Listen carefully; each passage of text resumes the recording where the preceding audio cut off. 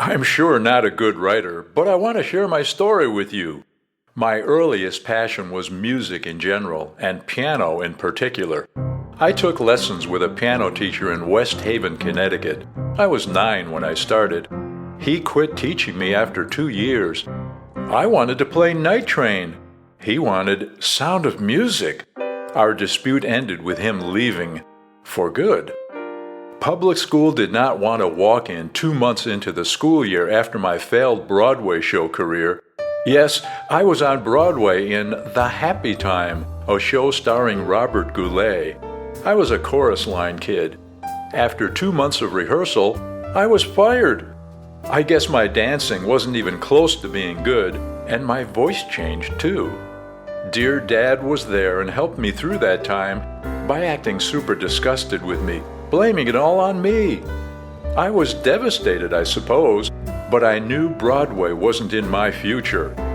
I returned to school only to be met by pissed-off, non-helpful teachers, not to mention bullies who thought a showbiz kid was fair game. I begged my folks to put me in a private school, but they weren't having any of that. In the meantime, I got my first gig at a seedy bar in my hometown of North Haven, Connecticut. For me, piano was it, plus a touch of Hammond M3 organ. Those were my teenage rock days. Talk about passion.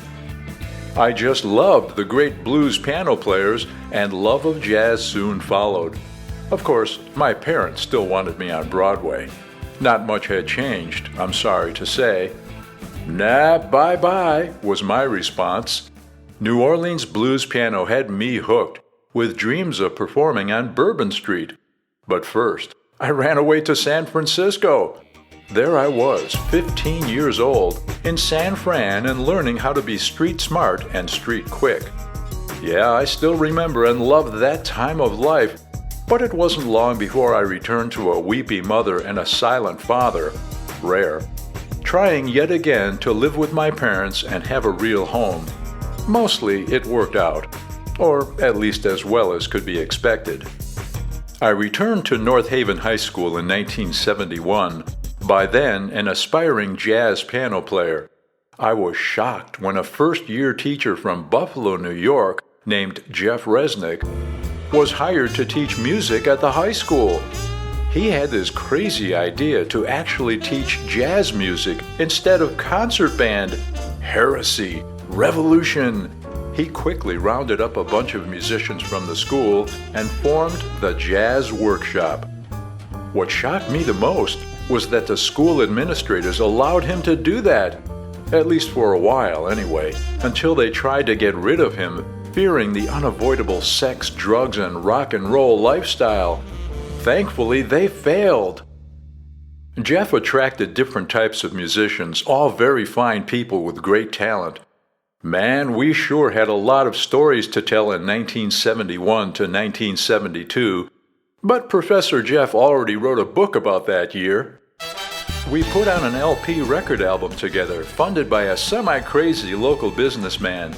We performed at the Quinnipiac College Jazz Festival, excited by the well-deserved recognition of our guitar player, Bill Marinelli, as outstanding jazz soloist. We were interviewed on air by New Haven radio stations. We played concerts throughout southern Connecticut, including an exciting show at the Student Union at Yale University. Looking back, that was a fun time for all of us. Too bad Jeff had to deal with a school of unhelpful heads, but he did. And we did too, despite everything and everyone attempting to stand in our way. The Jazz Workshop advanced me in all ways, especially in listening to all forms of music.